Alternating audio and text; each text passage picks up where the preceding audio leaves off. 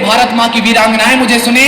6 पंक्तियां आपने मोहर लगा दी, सर ने मोहर लगा दी, आपने मोहर लगा दी, कविता आगे पढ़ूंगा वरना मेरा काम हो गया है, आपसे रुखसत हो जाऊंगा। ये 6 पंक्तियां आपका इम्तिहान लेंगी और मेरा भी, कि हास्य की भाषा नहीं लिखी है ना ही गजल सुनाता हूं।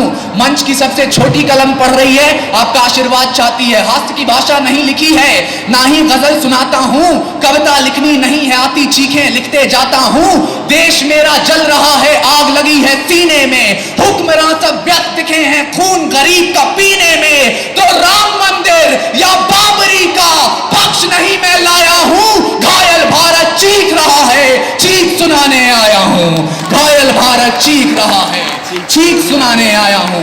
और 14 फरवरी को जब पूरा देश अपनी महबूबाओं को गुलाब थमा रहा था, तो ये मां अपने बेटों के गम में जिस तरह चीख रही थी, पुलवामा का वो मंजर याद कर लीजिए। और भारत देश की उस समय क्या स्थिति थी ये अपने जहन में उतारिएगा कि अटल हिमालय मायूस दिखा था, मलय पवन भी रुकी रुकी थी। कुतुब मीनार की शानो शौकत मानो उस दिन झुकी झुकी थी। लाल किला और ताजमहल भी सन्नाटे के साए में, जायका सब खो गया था हिंद असामी चाय में। अशोक स्तंभ के शांति बीज में हिंसा घुलती दिखती थी, छोटे बच्चों के चेहरों से किलकारी धुलती दिखती थी। अरे आतंकवाद था मकसद उनका, जिहाद महज मुखौटा था, और जलियांवाला बाग थलकता जीवित होकर लौटा था। जलियांवाला बाग थलकता जीवित होकर लौटा था। क्या हुआ होगा उस दिन सर कश्मीरी घाटी में, जरा सोचिए। सिर्फ 44 जवान नहीं गए थे, सिंदूर मांग का जला, जली थी राखी, मां की ममता जल रही थी। कोई पिता का सहारा था तो पितृ क्षमता जल रही थी। आईना तब देख रहा था पंचशील अभियान हमारा, एक धमाका जला गया समूचा स्वाभिमान हमारा। अटल जले, कलाम जले, मां भारती का मान जला था, और पुलवामी माटी पर उस दिन पूरा हिंदुस्तान जला था। पुलवामी माटी पर उस दिन पूरा हिंदुस्तान जला था।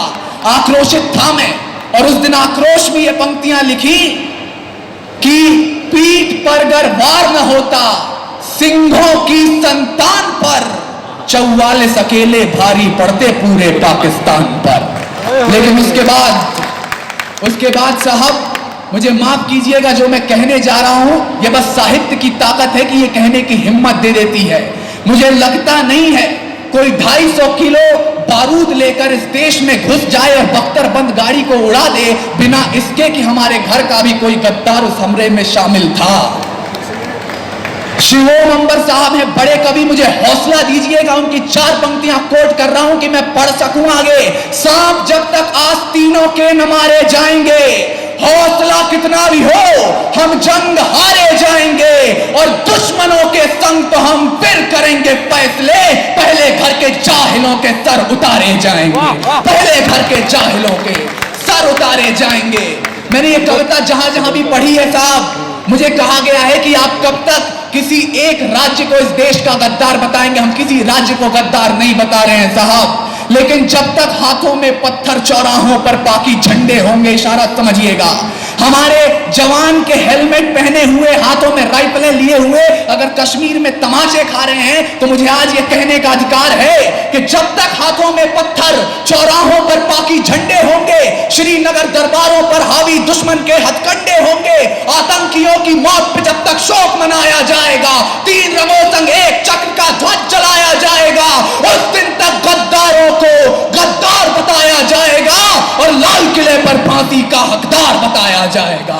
लाल किले पर फांसी का हकदार बताया जाएगा। वक्त नहीं है, मैं जिस मोटिव से, जिस मिशन से यहां पे आया हूं, एक कविता है जो एक मिशन के रूप में पढ़ रहा हूं हर जगह, और मिशन जब तक पूरा नहीं होगा, अगर पूरी दुनिया में मैं अकेला भी बचा इस बात को कहने वाला, मैं अकेला कहूंगा।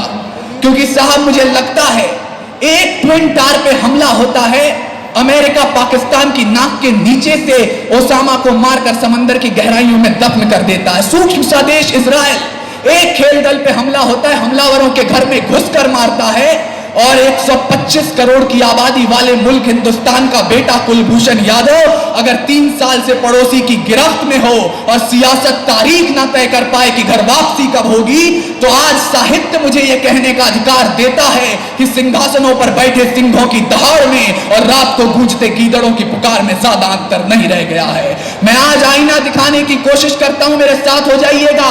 फिर पिता को ठेस से पहुंची, फिर बेटा नादान हुआ है। हमारा बनाया हुआ मुल्क है साहब, फिर पिता को ठेस से पहुंची, फिर बेटा नादान हुआ है। फिर फिरौन ने सीमा लांगी, भस्मासुर को अभिमान हुआ है। तो फिरौनियत को फिर मिटाने मूसा हृदय क्षेत्र खुले और भस्मासुर मगरूर हुआ है, शिव का तीजा नेत्र खुले। एहसास नहीं है भारत को, जज्बात कैद है पाकिस्तान में। 2 बच्चों का सिर सहलाते 2 हाथ कैद है पाकिस्तान में। जल सेना के स्वाभिमान का गुमान कैद है पाकिस्तान में। अबुल कलाम आजाद का हिंदुस्तान कैद है पाकिस्तान में। एक माँ की मुंतजिर आंख का नूर कैद है पाकिस्तान में। सिर्फ कुलभूषण नहीं, किसी मांग का सिंदूर कैद है पाकिस्तान में। आपकी खामोशी मुझे खल रही है, पर इस खामोशी के बीच पंक्तियां रख रहा हूं, कोई बात नहीं है, सुनिएगा।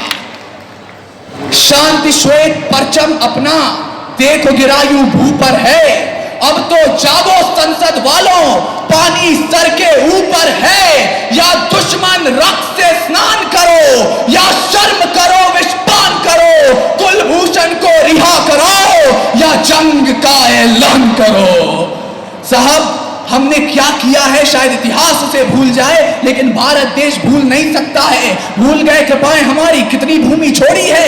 एलओसी के आगे चढ़कर सेना वापस मोड़ी है। हर युद्ध हराया है तुमको क्षमादान तुम भूल गए। 47 में किया जो हमने भूमिदान तुम भूल गए। भुट्टो के पहले हाथों को हमने भिक्षा दी है जी। देखे को अनदेखा करके जहर की घुरकी पी है जी। ताज धमाके जैसे कितने जख्मों को झेला हमने, फिर भी मैदानों में तुमसे क्रिकेट मैच भी खेला हमने। कश्मीर समस्या हमने छाती पर ले रखी है। पीओ के नाम की दौलत भीख में दे रखी है। अपने अग्नि शस्त्रों की भी चीख दबा रखी है जी। और अश्वमेध के घोड़े पर भी लगाम लगा रखी है जी। इतिहास के जानकारों के बीच कविता पढ़ रहा हूं, सर आपका खास ध्यान चाहूंगा इन 2 पंक्तियों पर। तुम भूल रहे हो, सरहद पारा की आवाज पहुंचे कि तुम भूल रहे हो। शीशे से पत्थर नहीं तोड़ा जाता, 93,000 छोड़े हमने, तुमसे एक नहीं है छोड़ा जाता।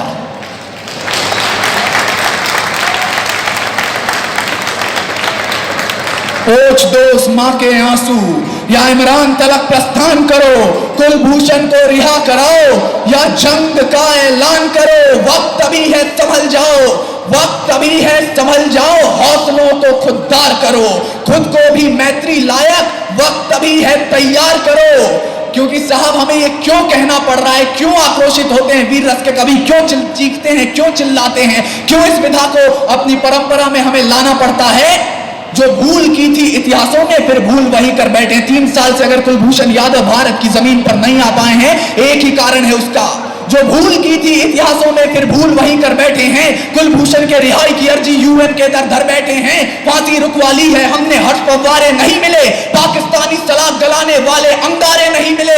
वो आईएसआई के दफ्तर में तो हंसता सावन नाता होगा, रण विजय मुस्कान लिए खिलकर रावण नाता होगा। वो सरहद पार के दरबारों में 1800 का मौसम है, हिजबुल की फुलवारी में भी मधमासों का मौसम है।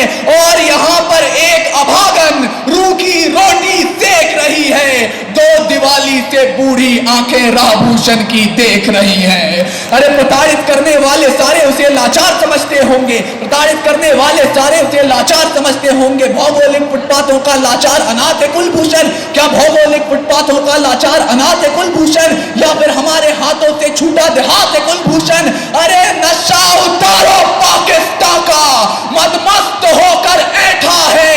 अनाथ नहीं है कुलभूषण, वो भारत मां का बेटा है।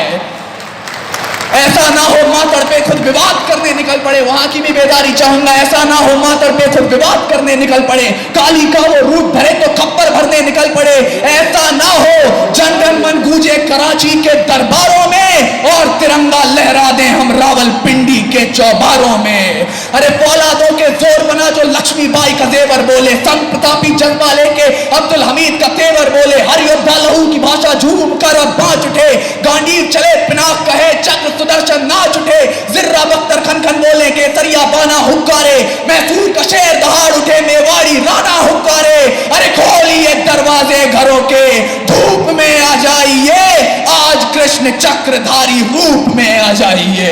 वक्त आ गया है भारत मेरे, आर करो या पार करो, जिसका शावक छीना हो उस सिंघनी सा वार करो। ऐसा अब के युद्ध करो, मंडोल उठे शैतान का, पुश्तें उसकी याद करेंगी पानी हिंदुस्तान का। अंतिम पंक्तियां अपना पक्ष, अपना दलील, अपना मत देकर जा रहा हूं। मुझे पता है यहां कुछ लोगों को आपत्ति हुई है इस कविता से, लेकिन क्यों यह लिखना पड़ा 8 पंक्तियां? आपकी अदालत में अपनी दलील रखता हूं और आपसे रुखसत हो रहा हूं। प्रीत की जो शीत गिरे तो गीत प्रेम के गाऊंगा, मौसम हो जो हंसने का तो बारंबार हंसाऊंगा। जुल्फ लिखूंगा कजरारे और चाल ढाल मधमास लिखूंगा, धड़कन किसी के नाम सदा और यौवन का एहसास लिखूंगा। और भारत माँ को दर्द हुआ तो चीखूंगा चिल्लाऊंगा, गली गली में घूम घूम कर माँ की पीर सुनाऊंगा। आजाद भगत अशफाक पटेल को राख कुरेद उठाऊंगा, अशफाकुल्ला खां की बाती काकोरी दोहराऊंगा। और शमशीर बना के कलम को अपने तिरंग का जयगान लिखूंगा, दुश्मन की छाती पर चढ़कर जय जय हिंदुस्तान लिखूंगा।